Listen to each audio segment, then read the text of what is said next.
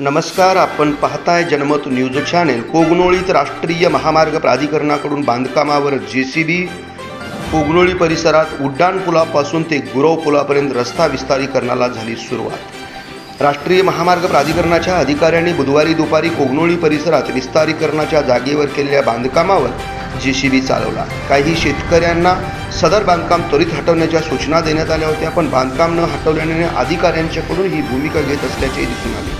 राष्ट्रीय महामार्ग प्राधिकरणाकडून उड्डाणपुलाचे काम पूर्णत्वास येताच उड्डाणपूल ते गुरव पुलापर्यंत रस्ता विस्तारीकरणाला सुरुवात करण्यात आली।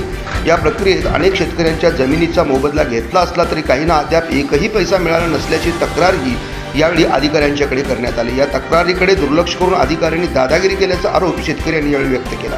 काही शेतकऱ्यांना अत्यल्प रक्कम देण्यात आल्याचे दिसून आले, तर काही शेतकऱ्यांना अधिक रक्कम मिळाल्याचेही दिसून येत होते।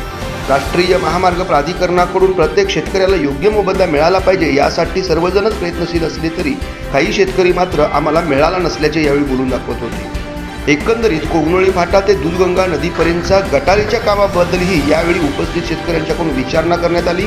त्यावेळी संबंधित अभियंता विजय दायंगडी यांनी लवकरच कोगनोळी फाटा ते दूधगंगा नदीपर्यंत गटारीचे बांधकाम पूर्णत्वास येणार असल्याचे सांगितले। या प्रक्रियेच्या वेळी निपाणी तसेच परिसरातील काही शेतकरी अधिकारी वर्ग मोठ्या संख्येने उपस्थित होते।